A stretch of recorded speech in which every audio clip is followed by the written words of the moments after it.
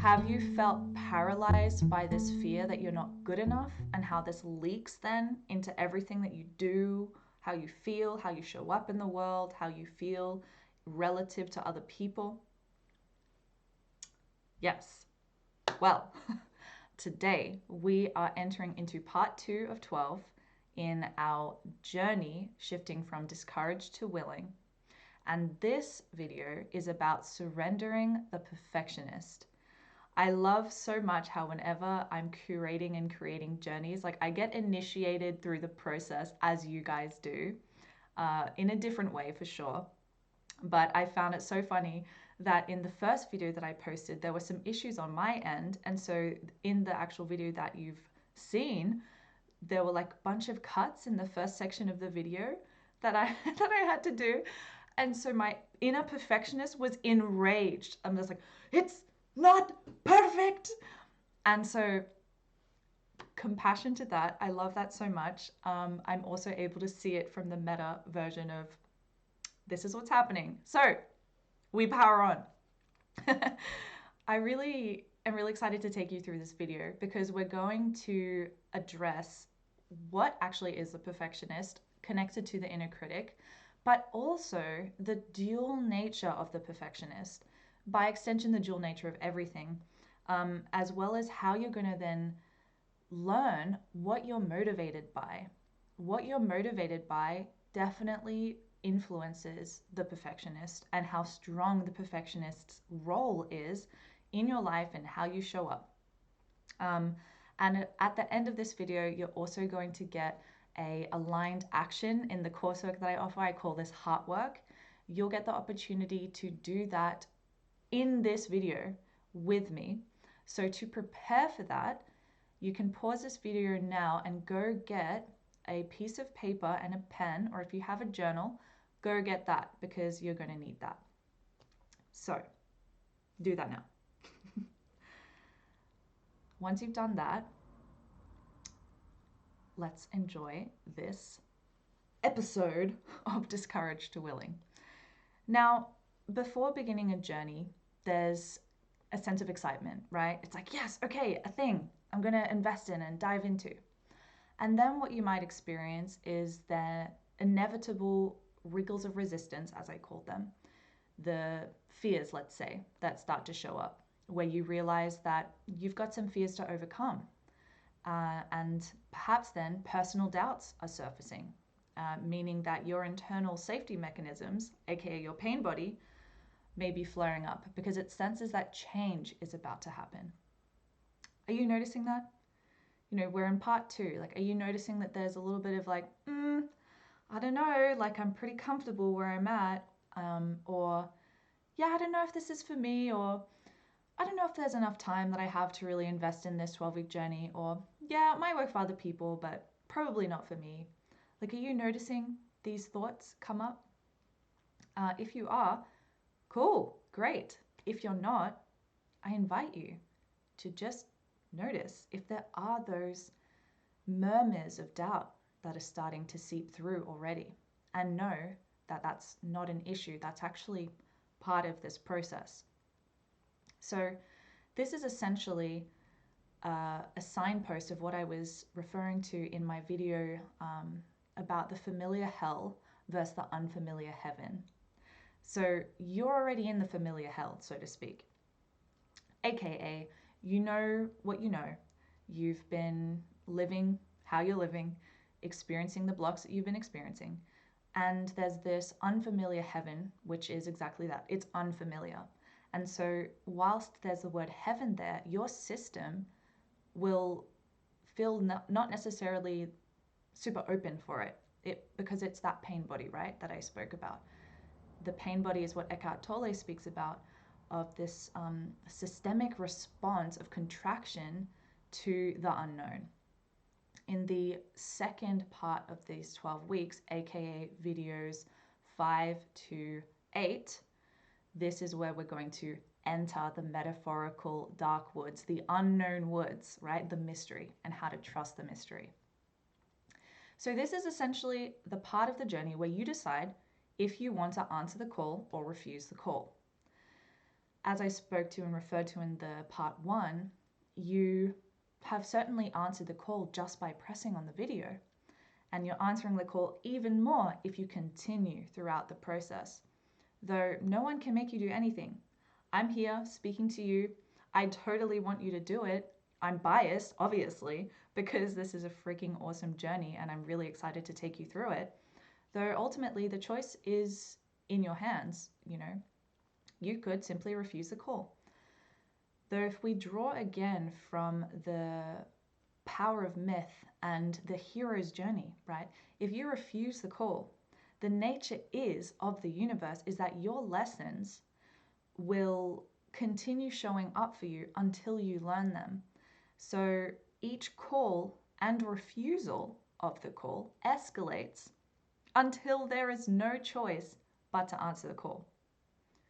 Sounds kind of hectic, but that's just the way it is. I can tell you, like, it will knock on the door and you will have ignored the knock for 10 minutes and then you're like, this person literally isn't going to stop knocking on my door. What? So,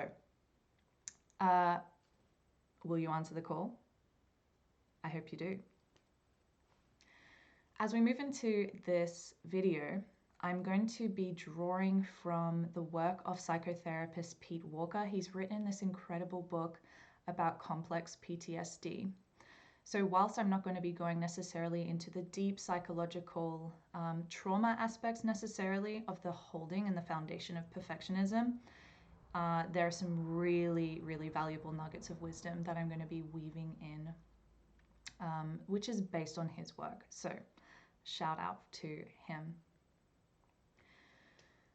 I want you to ask yourself right here, right now, out loud, what was the specific incident that anchored in the wound of perfectionism for me? That's what you're saying.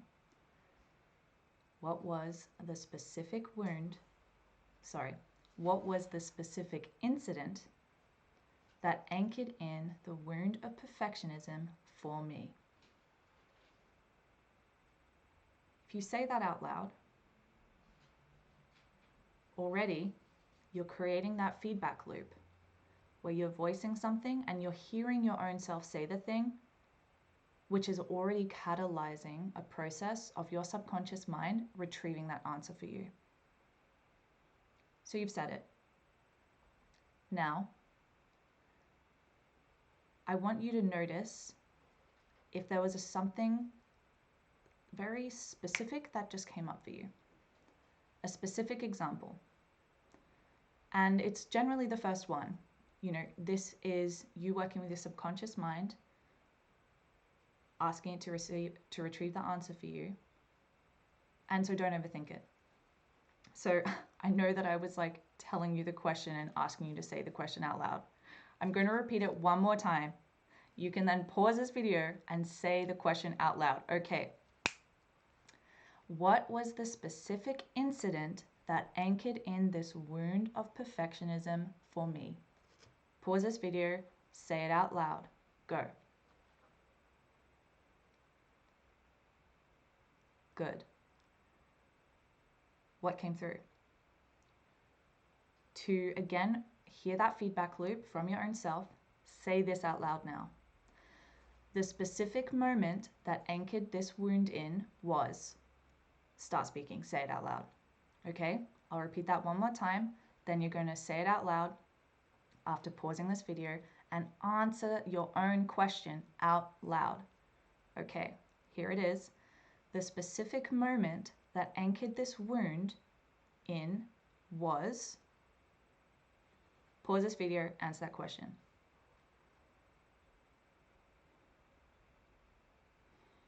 Good. What did you get? You can write this down on the journal or the piece of paper that you got, because this is going to be useful regardless of whether you are referring to that for the our aligned action. But you know, we want the subconscious to receive the imprint from visually, but also auditory. So do both things. For me personally, when I ask myself this question, The specific incident that I received was actually that example that I shared in the first video about how I was in year 6 practicing my little heart out to perform this song.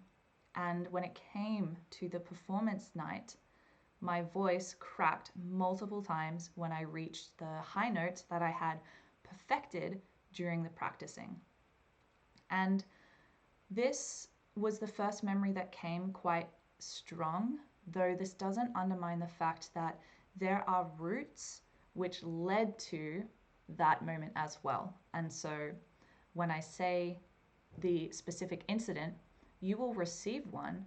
And that's not to say that there aren't earlier moments and memories, but we're not going to necessarily try to dig for that today. That's not really in the scope of this video, but definitely a worthy exercise to do. So anyway, this was my personal example. It came through again when I spoke out this question. And the emotional impact that this had on me was a massive amount of shame, embarrassment, so sad, like massive amounts of disappointment. And as I shared in the last video, I didn't sing for years in front of people. I was so fearful that there would be this error or mistake that would come through again, which would potentially lead to people judging me and, of course, me judging myself. So this created a looping, and which is why this memory has been so charged for me, because it was super emotionally charged. There was a lot of looping that happened after this of like, oh, I should have, I could have, what if? And I noticed that this had created like an armoring around my heart, a self-defense mechanism, which also manifests as if I don't try and put myself out there, then there's no potential of failure. Has something like that come through for you? Have you noticed that this moment, the specific incident that you've just identified, might not be the root, but it's emotionally charged, right? There was a palpable impact that had on your life, rippling through the years after that. So cool, great, we're just noticing, okay? I want to draw your attention as well to if you've actually already started to overcome, the emotional impact that specific incident seeded in you. With the example that I shared just now, how I overcame it was, after licking my wounds for a few years, I actually signed up for a school talent show some years later to reclaim this passion that I had. And whilst, there was still some healing and definitely some fear and the perfectionist wounding coming in, I absolutely aced that performance because I was practicing, and how I approached it was, okay, I'm trying again. I've failed before, but cool, here I am. And less of a devastation, catastrophization energy around it. So that was one moment that anchored in how I overcame it. But honestly, this is an ongoing process for me. Like, even this channel is part of my reclamation of my throat, my voice, my blueprint, right? Because the throat chakra is the seat of our blueprint, so to speak. Like, as I've shared previously, we speak ourselves into creation. Like, our voice, our word is like the sword, right? The sword of truth, the very thing that carves out our reality. Huge, totally huge. So it's very multidimensional, and I invite you to really just hold space for if anything else comes up for you with regards to this memory and what it's connected to and how you felt and how you've maybe already started to overcome that in your life. Great. Notice it, notice it, notice it. Nothing necessarily to do with it just yet. We just want to see what's alive in our system. So the perfectionist is clearly part of this inner being of the inner critic. The inner critic is so complex and nuanced. I don't really have the time to go into all of the manifestations of the inner critic, which is why I'm honing in on the perfectionist. If in your life you felt the perfectionist is maybe less of the thing, just going meta, everything that I'm saying on a framework kind of level will still be relevant for what you experience as a manifestation of the inner critic. So I'm sure you have a grasp of what the inner critic is, but for the sake of coherence and transparency and clarity, I just wanted to say la claridad. Woo! Here's a quote for the definition of the inner critic. So, quote, the inner critic or critical inner voice is a concept used in popular psychology and psychotherapy to refer to a sub-personality that judges and demeans a person. A concept similar in many ways to the Freudian superego as inhibiting censor or the Jungian active imagination. The inner critic is usually experienced as an inner voice attacking a person, saying that they are bad, wrong, inadequate, worthless, guilty, and so on. Thank you, Wikipedia. So, pretty self-explanatory and also big. The inner critic is very tricky, let's say. It can dig its hooks in subtle ways and less subtle ways.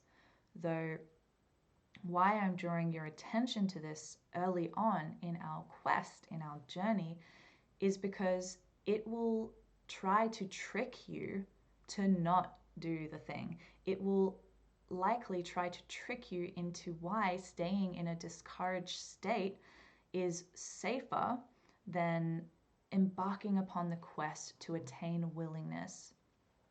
Okay, and I want you to notice as we go through this process how that inner critic tries to come through.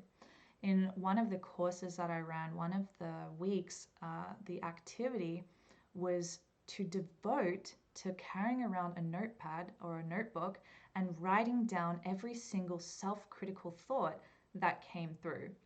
Huge ask, but oh my goodness, does that give you a reference point for just how critical this thing is and how pervasive it is, how pernicious it is. So we want to first notice it and how it tries to deceive us so that we can reassign it, we can transmute the thing, shrink it, as Pete Walker says.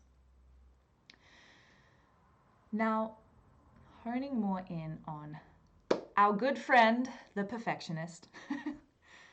Everything has a root, okay? Nature teaches you that. The flower has roots. The tree has roots. There is stuff underneath the surface which gives rise to what you can see above the surface. So perfectionism comes from, for sure, nature and also nurture, right? Nature is like our ancestral inheritance, right? Particular themes that are present within your family, within your ancestral lineage, right? Your family of origin specifically, like your mom, your dad, if you have siblings, like that constellation for sure is part of nature. Nurture is more like the environment that you grew up in, the schooling system, aka the time, the place, the context, let's say, of how you were raised and brought into this world. So, it's nuanced, it's complicated. I'm really hoping that you can see that it's not your fault that this has manifested in your life. However, when you can bring conscious awareness to it, it becomes your responsibility to start to disentangle. And this takes time, yeah? So compassion to that. I have another really awesome quote from our good friend Pete Walker. And so I want to say this for you guys. Quote, as the quest for perfection fails over and over, perceived imperfection triggers fear of abandonment, which triggers self-hate for imperfection, which expands abandonment into self-abandonment, which amps fear up even further, which in turn intensifies self-disgust, on it goes in a downward spiral of fear and shame encrusted abandonment. Huge. Can you feel that? I want to hone in here how this archetype of the perfectionist holds within it poisonous seeds of self-abandonment, self-disgust, fear. Okay? And the more that we can notice just how that comes into our life, the more power we have over this energy, this force of control and judgment and criticism. Just want you to take another moment just to let that land for a minute. And notice if in your own life you've been able to trace how perfectionistic flare-ups are accompanied by this fear of abandonment or self-hate. Have you noticed that? Yeah. Yeah, I mean, I have. For sure, I have. This is, this is not something to glide over, really. Like I'm, again and again, this is just, whoo! This is absolutely the juice that we need to address when we're talking about shifting from discouraged to willing.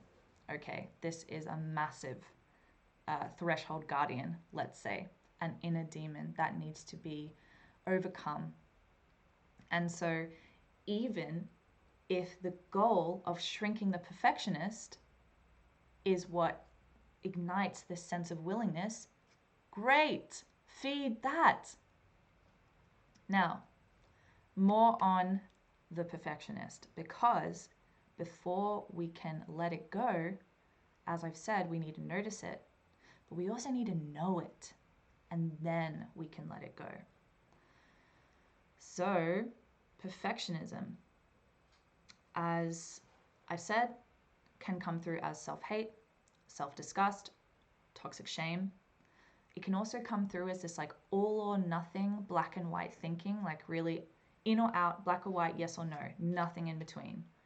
It can come through as micromanagement, worrying, obsessing, looping, projecting all these fears into the future, or dwelling in the past.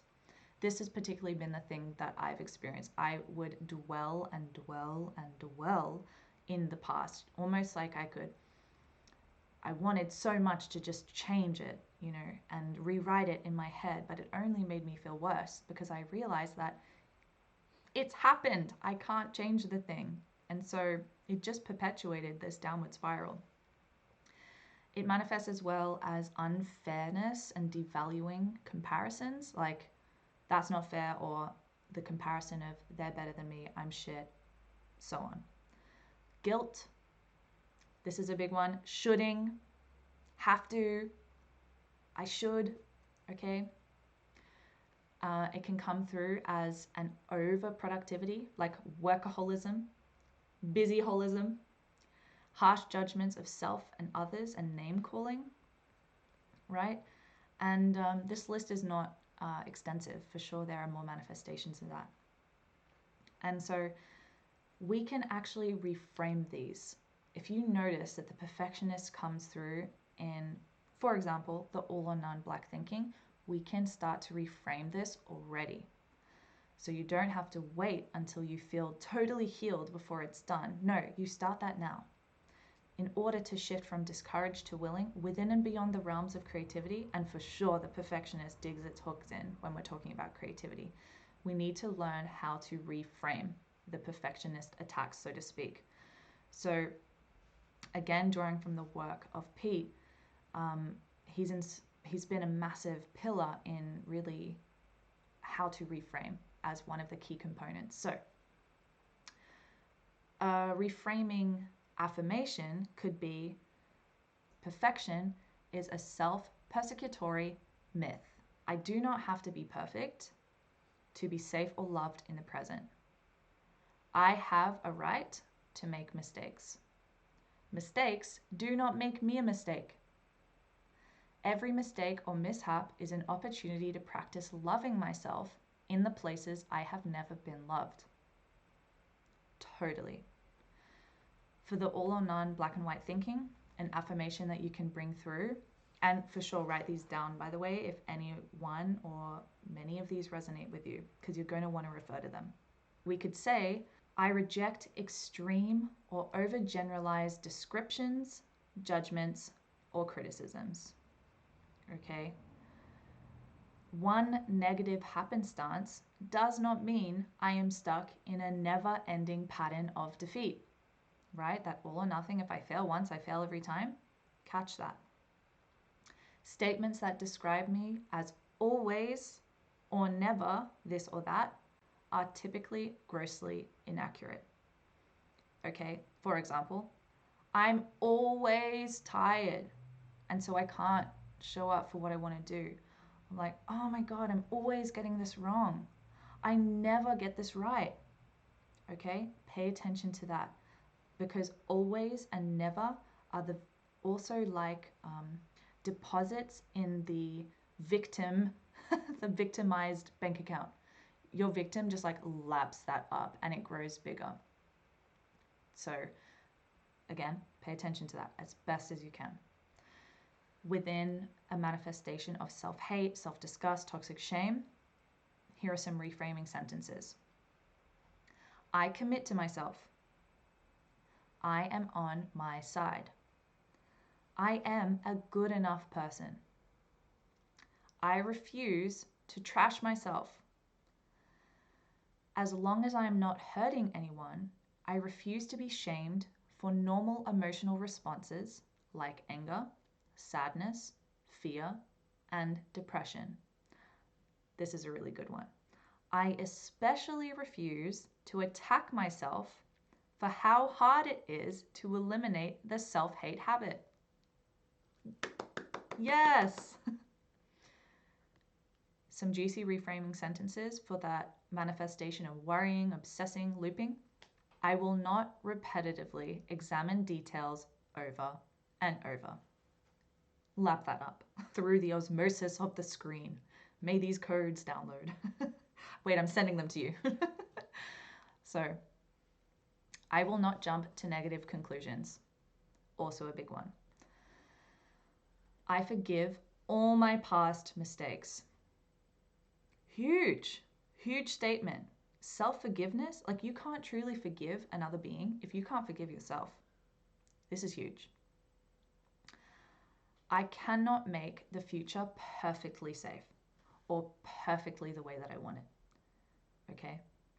I will stop hunting for what could go wrong. This speaks directly to the negativity bias, okay? Like just expecting things to go wrong, expecting there to be a mistake that you make, right? I will not try to control the uncontrollable. Also a big one. Seems quite simple, right? But we need to be reminded of this because the perfectionist will try to control its entire domain, and that's what leaks into the micromanagement. Like it starts to try and control other people and the situation when inherently it's kind of outside of its control.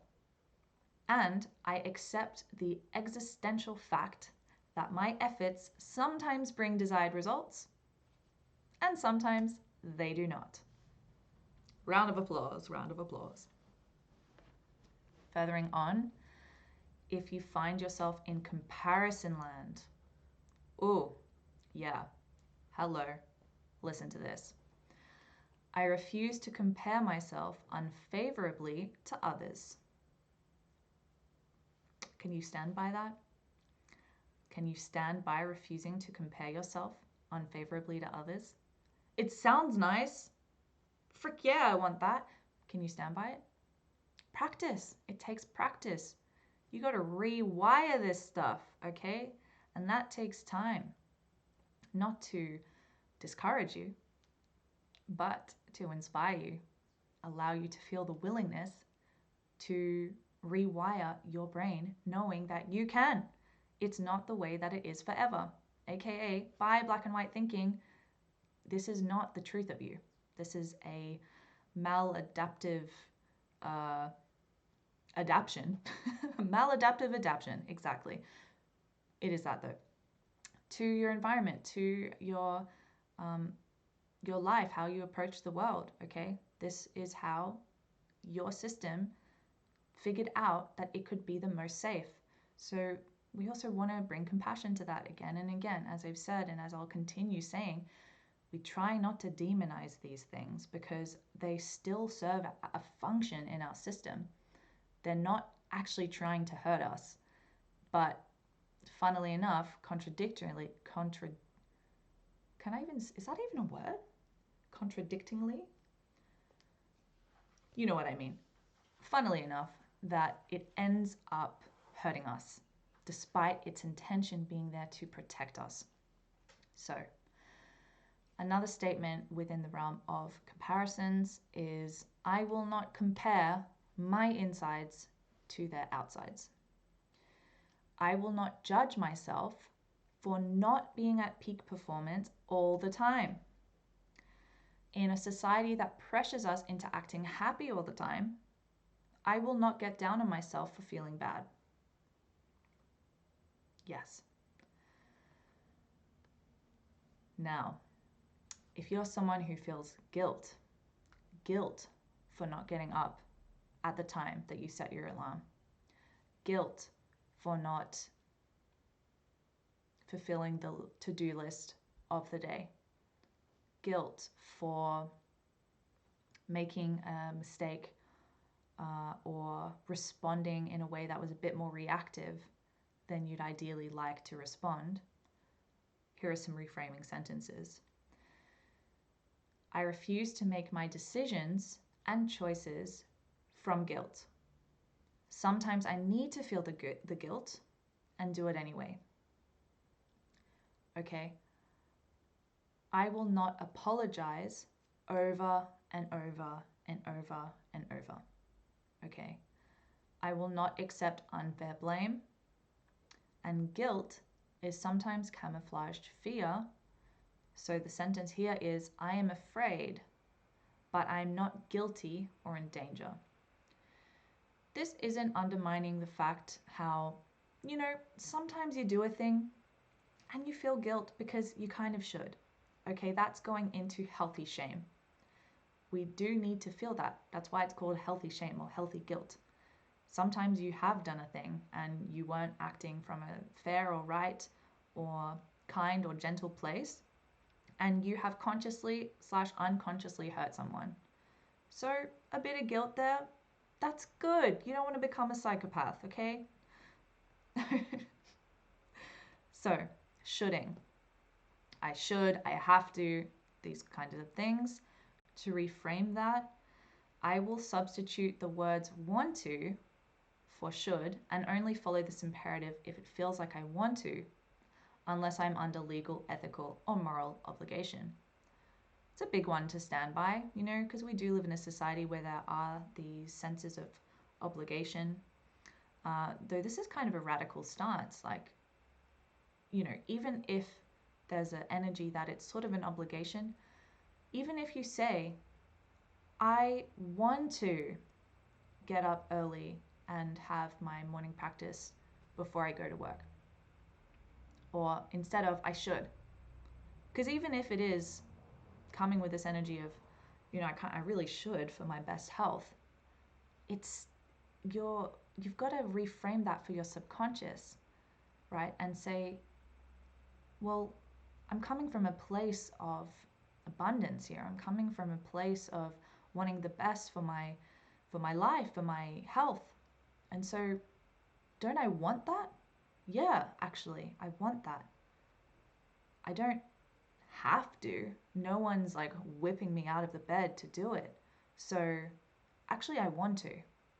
And when you want to, you have taken the motivation from being the thing outside of you, and you've brought that into yourself.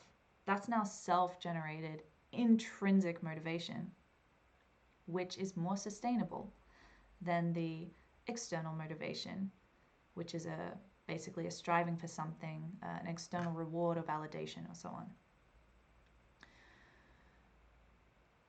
Overproductivity, workaholism, reframe it with saying, I am a human being, not a human doing.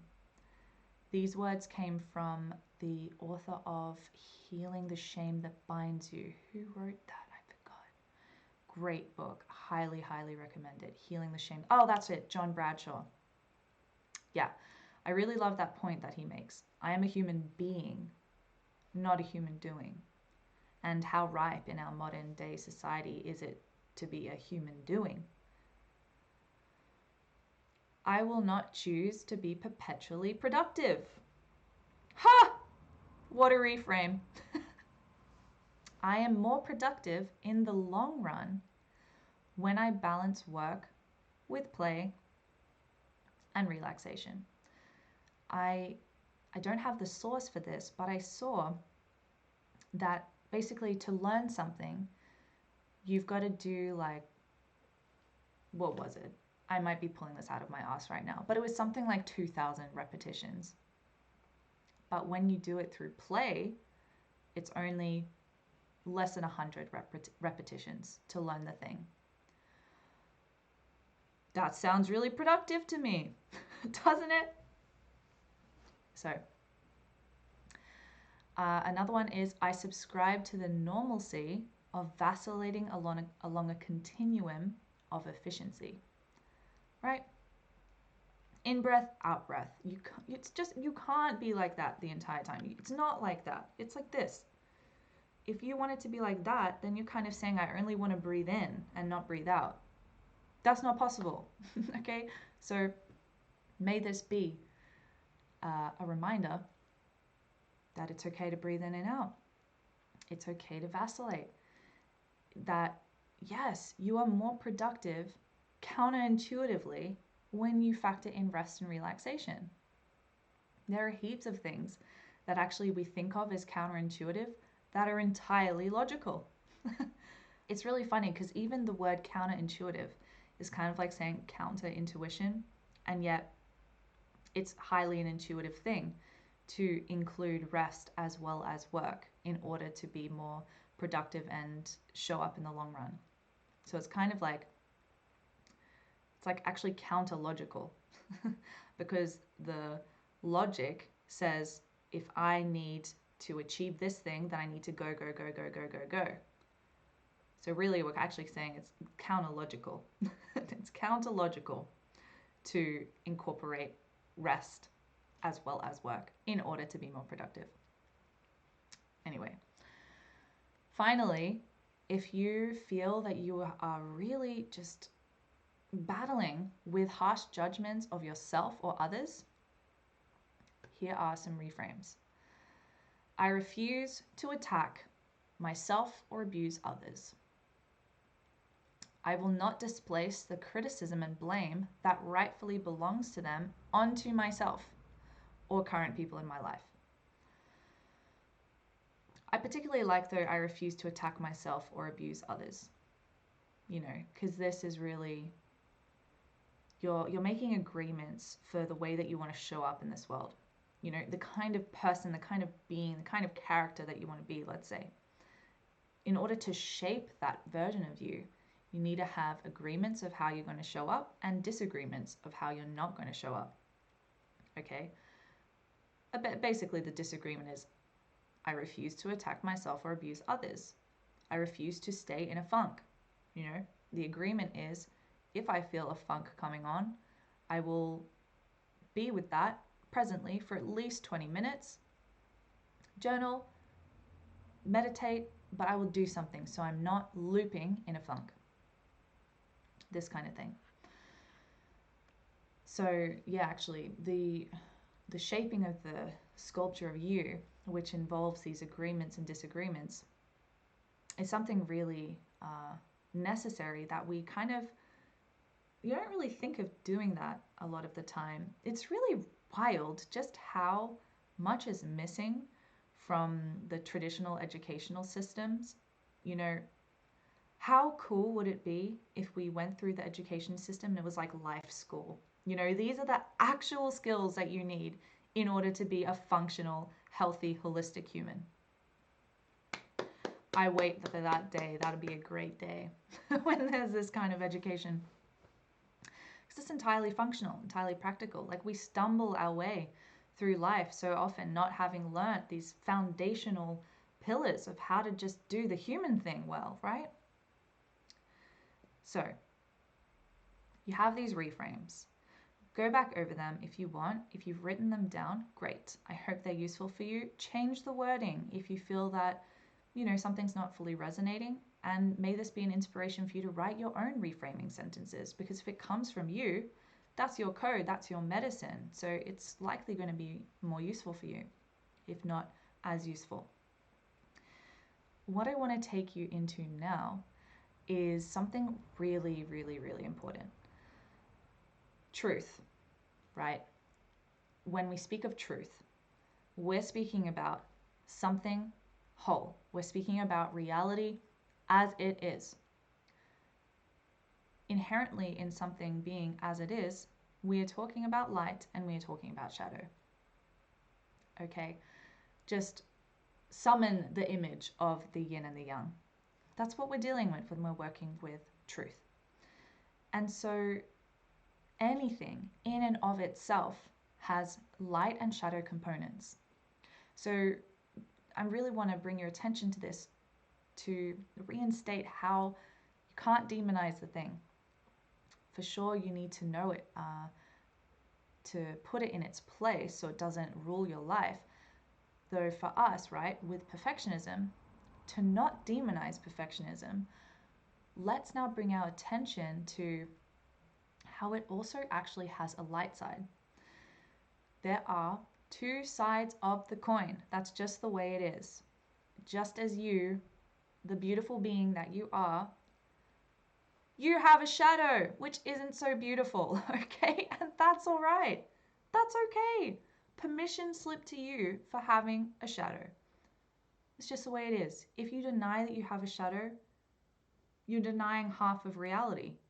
And that leads to the new age, new rage, new cage, love and light, but no space for shadow.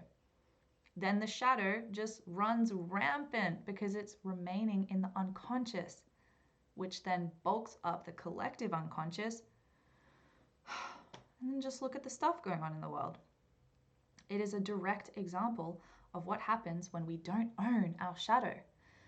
Really, like when we don't, it's almost like denying. We're in denial, right? We suppress and repress, and that's how shadow projection happens. Instead of you recognizing that it exists within you, evil exists within you, not just out there, but it exists within you. As soon as you deny that, you start seeing all the evil, all the shadow outside of you, but not in you. That is a really nasty thing that I would love you to be more aware of if you're not already, because I'm sure you've experienced it where you don't process a thing, or you notice that, I don't know, there's a lot of anger that comes through, and then there's an automatic response which says, no, no, no, we don't do that. Not in our system. Just joy, just peace. Keep it cool, keep it peaceful. And then what happens? You start getting upset at how people are being rude to you, they're angry at you. Okay? But actually what's just happened is you've repressed a thing and you've projected it outside, and actually now they're playing that role for you because the pressure system has gotten too intense, so that the pressure has to be released somehow, and it will be released from the closest people around you. Yay. Shadow expression of perfectionism, it's pretty clear. Okay, we've spoken about them just before. To bring them into this segment, we've got unrealistic expectations. We've got avoidance. Okay, we've got the super harsh judgments. We have self-blame, self-hate, self-disgust. We have heightened stress and anxiety. And for sure, analysis paralysis, overthinking, and procrastination. And something really important is that A lower octave shadow expression of perfectionism is inauthenticity. Huge. I won't go into each of those because I want to now go into what are the light, higher octave expressions of perfectionism. So you can have a feel for we're speaking about the same energy here, but it has a higher expression. Attention to detail, right? High quality work, commitment to excellence, motivation for self-improvement and growth. Okay? You can feel that, right? At least for me, my perfectionist. Yeah, I have this striving of excellence. Like I want to create super high quality work. I want it to be beautiful. I want it to celebrate and fulfill the potential of the thing. And so this brings me into something that will be really helpful for you to be aware of so you don't fall into a trap. There are so many traps. This is a really important one. Whilst there are the two sides of the coin, you've got the shadow and the light expression of perfectionism.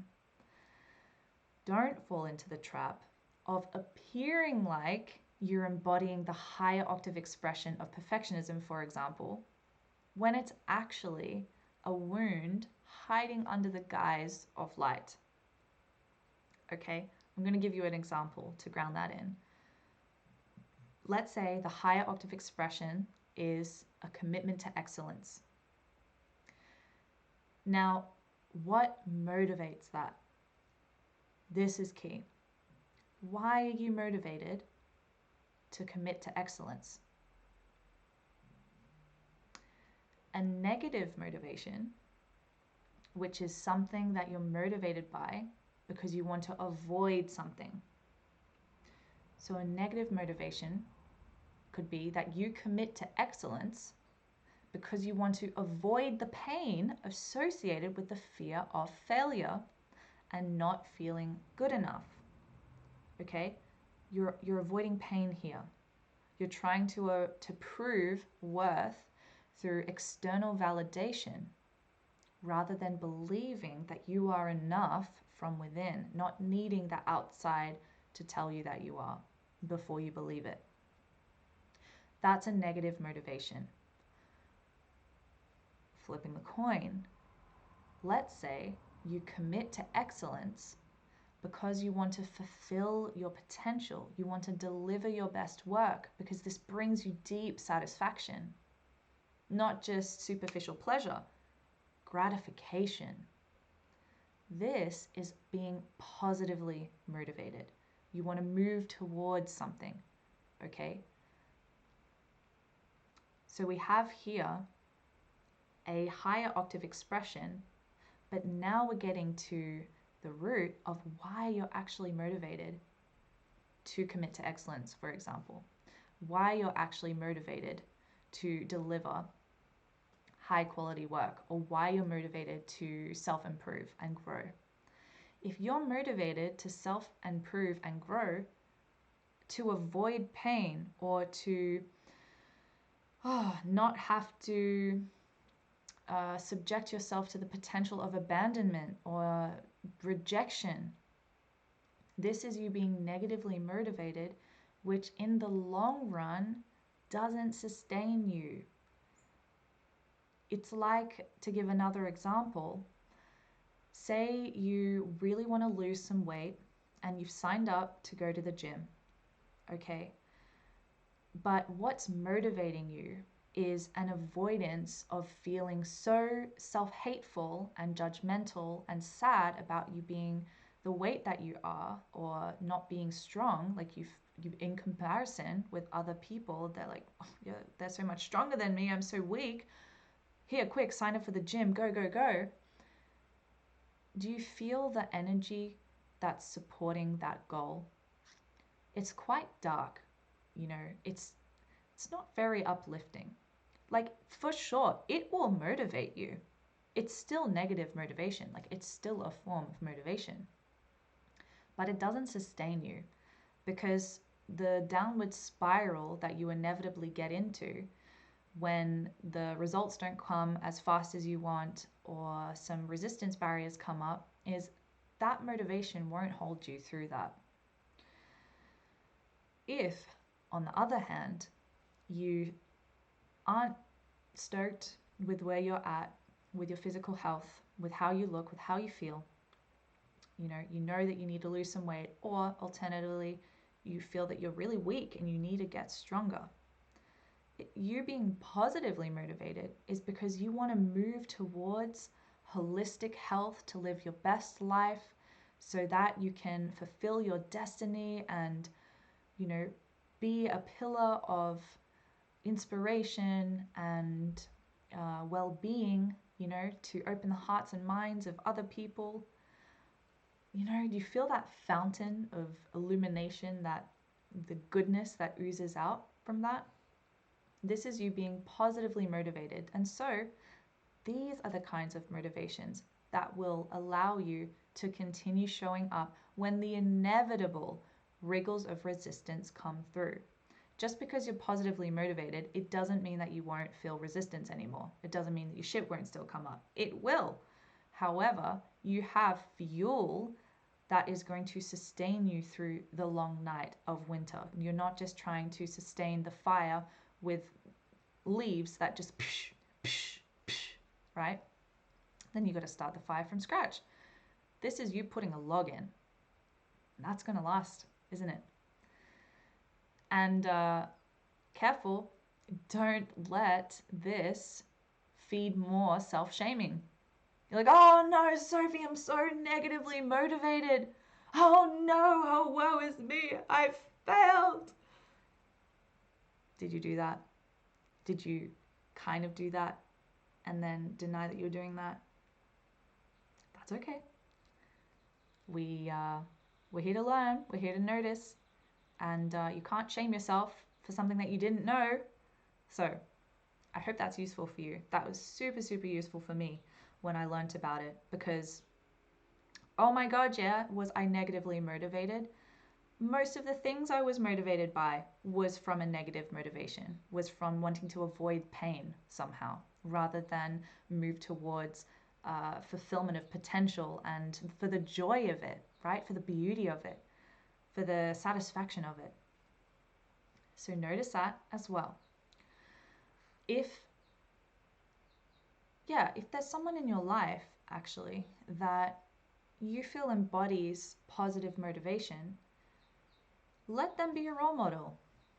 If you haven't actually been surrounded by these kinds of role models and you've been exposed to people constantly negatively motivated to do a thing, then now's a really good time to move them out of the way and place this role model in, so that you can start to mirror that behavior on a conscious and subconscious level, which will assist you in anchoring this in, right? This is like another form of layering.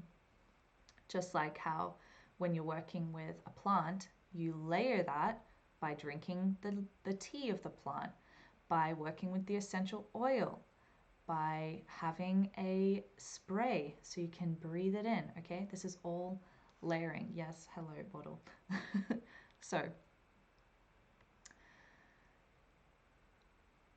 if it wasn't clear, there are many things, energies, patterns, doubts that don't want you to answer the call. The call being this call, the call being something else that's happening in your life, aka not wanting you to go through the inevitable discomfort that is associated with change, with healing, let's say. Here are some really practical steps that you can take so that you can answer the call instead of refusing, so that you can show up for yourself. 1, schedule the time to watch the videos each week. If time is an issue for you, you can watch the videos on 1.5 speed. If that works, 1.25, whatever you want. But really, if time is that much of an issue, go for it. Speed it up, but still get the content. And I will say that as soon as you schedule a thing in, this is you like putting the stake in the ground, and you're like, hello, universe, this is a stake in the ground for the week. Anything else, it can move around that. Because if you don't put that stake in the ground, if you don't block that time out, for sure, it's going to be filled by something else. That's just the way that it is. So this is a massive counter to that classic excuse of I don't have time. I'm not saying you're not busy. That's great if you are, and it's even cooler if you remember and empower yourself with the knowing that you, as a creator god that you are, putting that stake in the ground saying this is the time for that, nothing else can fill it, then nothing else will. Try it out. Another thing to do the aligned action. You'll be getting the aligned action at the end of the videos, all of them, if not all of them, most of them, probably all of them. I really love the aligned actions. These aligned actions are what takes concept into embodied wisdom. This is you not just listening to me and mentally conceptualizing that this could be true. This is the opportunity for you to take that, implement it, and see if it works. Because, maybe something I suggest is a catalyst of inspiration for another thing that you feel could actually help you, or maybe it's actually the exact thing that you needed, the catalyst that you needed to take that time for yourself to drop in and self-reflect. What you can do for that is schedule in as little as 30 minutes in your week to do the aligned action. That's all. 30 minutes. You definitely have 30 minutes, even if it's part of your morning routine, if it's in your evening routine, you definitely can do 30 minutes. Cool. 3, invite friends to join the journey if you feel that moral support is going to be helpful for you. Your friends, your partner, your roommates, just people who can form a network of support. You're knowing that they're doing the videos each week, they're doing the aligned actions, and so even if you're not checking in all the time, there's this holding of accountability. If that's helpful for you, if you feel that that could assist you in showing up for yourself, then may this encourage you to reach out and do that and share that and create a study group, create a adventure group. Some further tips on how to answer the call, how to show up for yourself instead of being tempted by this desire to refuse. Focus on the process. As I shared in the first video, animistically, the process is a conscious being that can kind of communicate with you, like it's here with you. And so practically, right, embrace the journey without over fixating on the end goal. Feel into how that shifts you from feeling like there's a thing that you need to attain, and if you don't attain it, you've failed. Instead, shift that into embracing the journey as what it is. It's also a being which has light and shadow, just like you. So it's gonna be challenging at some point, but there's no need to run from that, okay? You can cultivate self-compassion, which is going to implicitly happen just by you doing this. Recognize that you've got some things you want to work on, but not to make it a fix all of me now project. You are you. You've come with the colors on your palette that you've come with. And so to cultivate self-compassion is to remember that you are a finite expression of the infinite. So it's actually impossible for you to be perfect in the true sense of the word.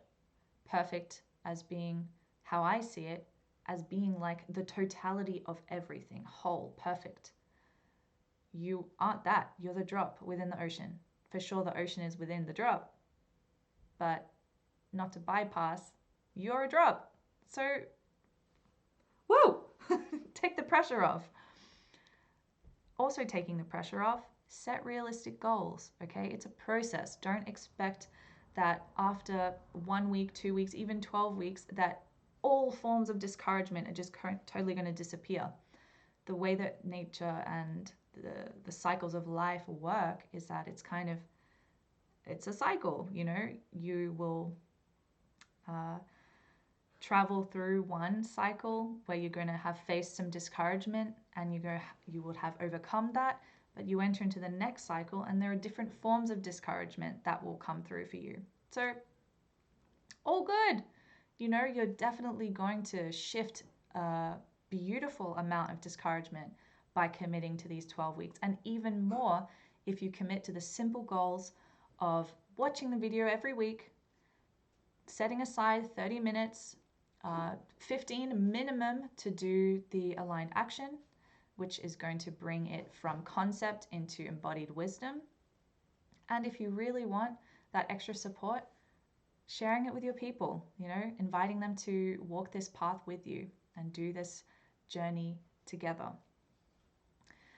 So all in divine timing, really. Let those beautiful seeds be planted now, and which will make it easier in the future to overcome discouragement in a different form. Finally, as well, a way that you can cultivate confidence to show up, right? Or cultivate a willingness to show up is tapping into gratitude. It sounds simple, but it's really important because there's so much to be grateful for, even the gratitude that from the comfort of your own space, you can tap into this program here for you, free on YouTube, to assist you in shifting discouragement into willingness, which is going to help you holistically in your entire life, not even just within the realm of creativity.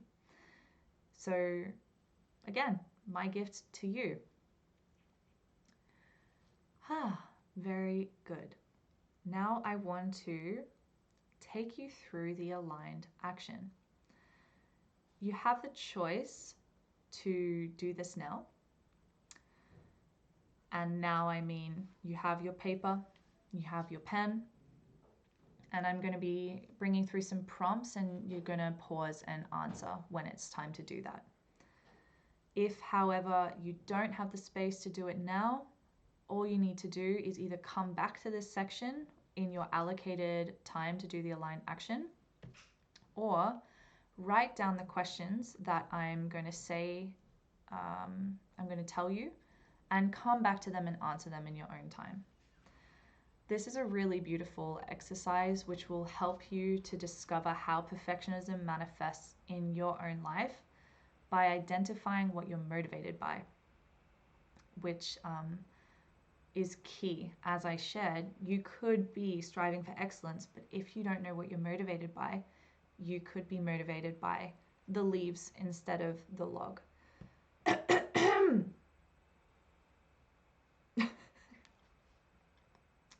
Okay. I want you to write these questions down.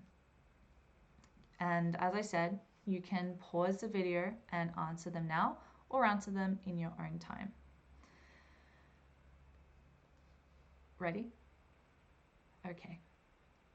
So, to reflect on your goals, for example, I want you to write this down. And if you're doing it now, keep it paused and answer it too. If you're not, just write this down. What is a goal or project I'm currently working on or thinking about pursuing? Write that down.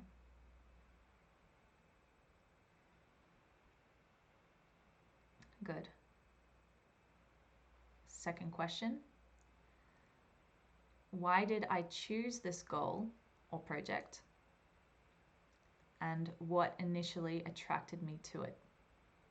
So write that down.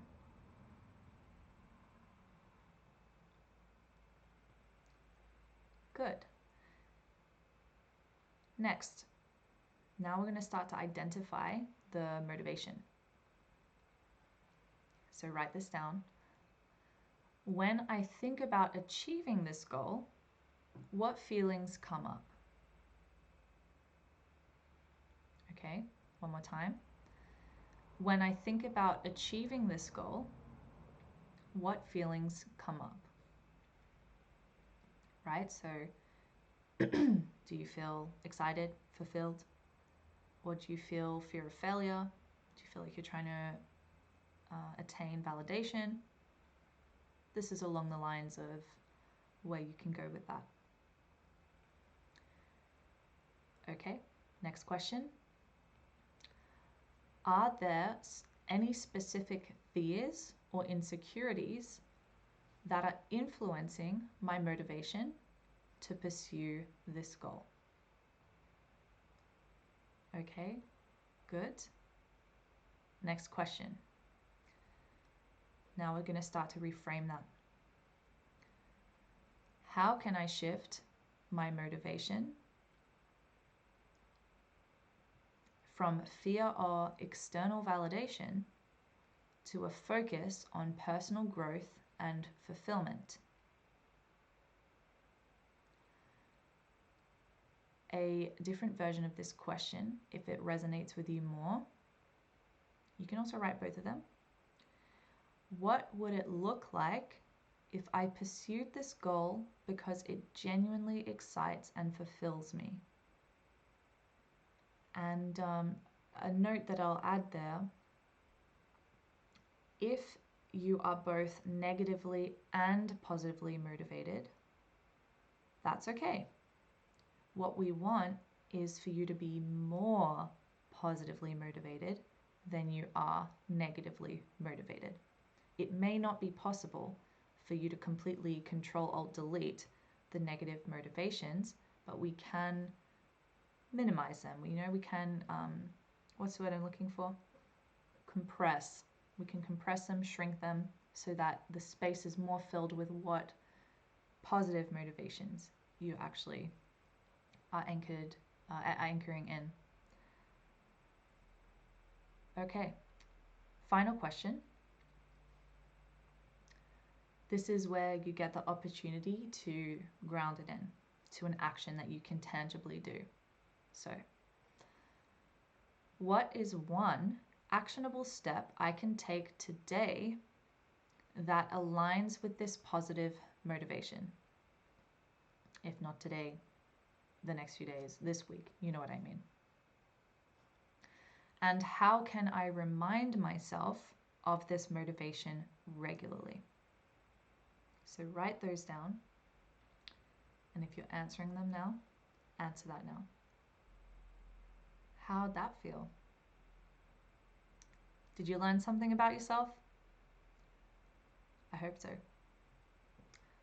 I'm going to give you an example of a worked example of this activity to just contextualize it and give you a insight into how this could be answered. For example, okay, the goal is writing a book. What was initially attracting you to this goal?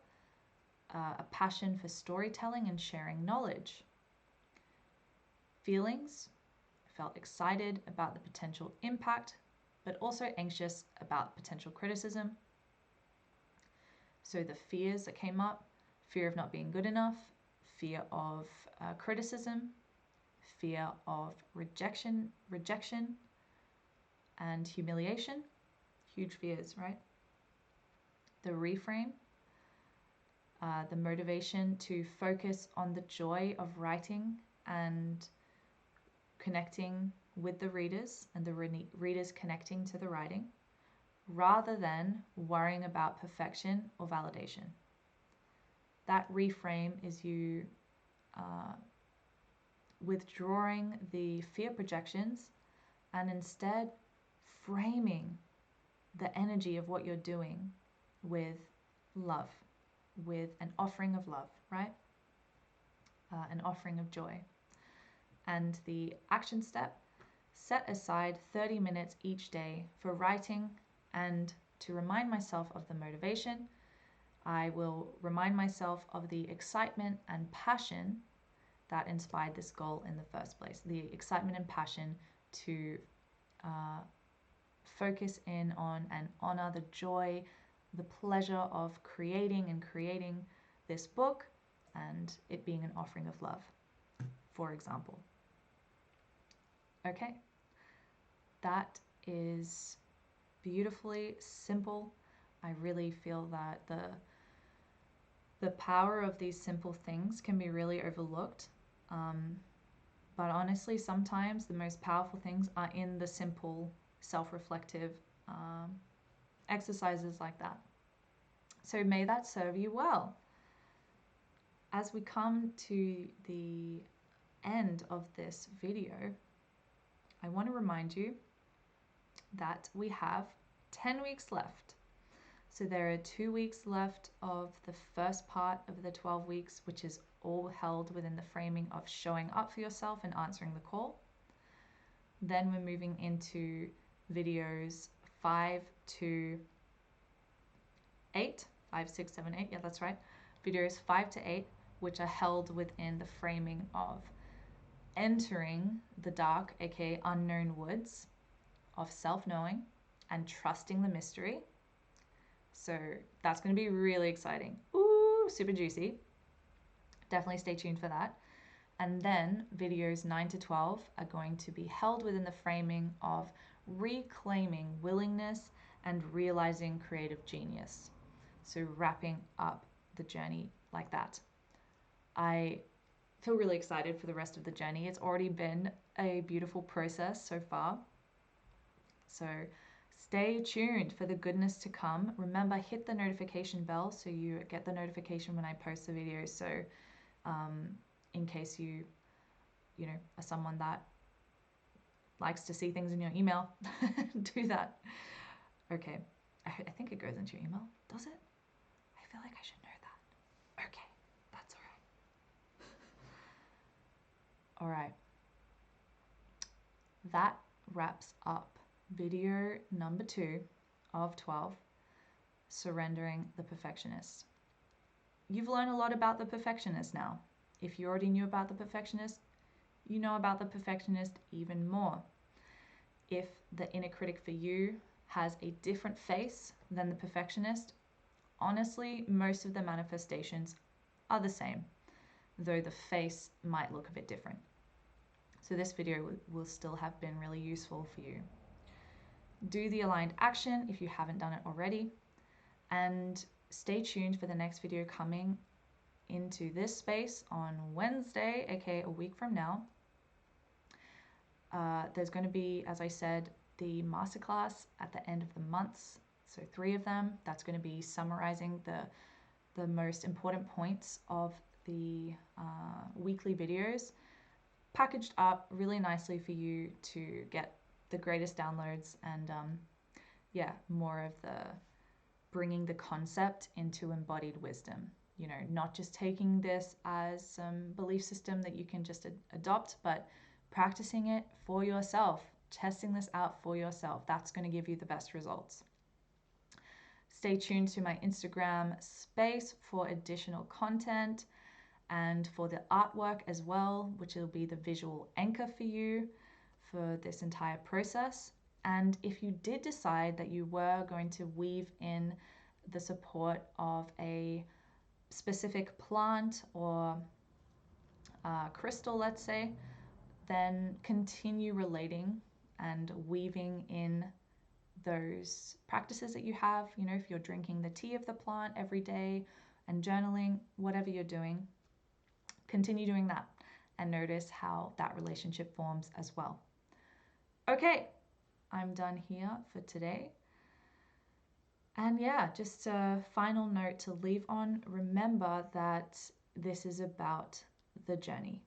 So for sure, I've got a goal for us of shifting from discouraged to willing, though the goal, let's say the end result, it's already working in the now. It's the magic of the the journey is it teaches you how to be present. It teaches you that the thing you're looking for over there is here now, and that's where it primarily exists. So be well, be with the journey, enjoy it as much as you can. And if doubts and fears and uh, the resistance comes up, welcome it. It's part of it. It's supposed to be here, okay? Remember, there's no quest without the challenge. There's no courage without the fear. And the beautiful way the universe works of teaching in opposition, bless it, just be aware of that, okay? We've in the noticing, we'll be moving into the knowing, and then we'll be moving into the letting go. So continue noticing. You got this. I'll see you very soon. Bye.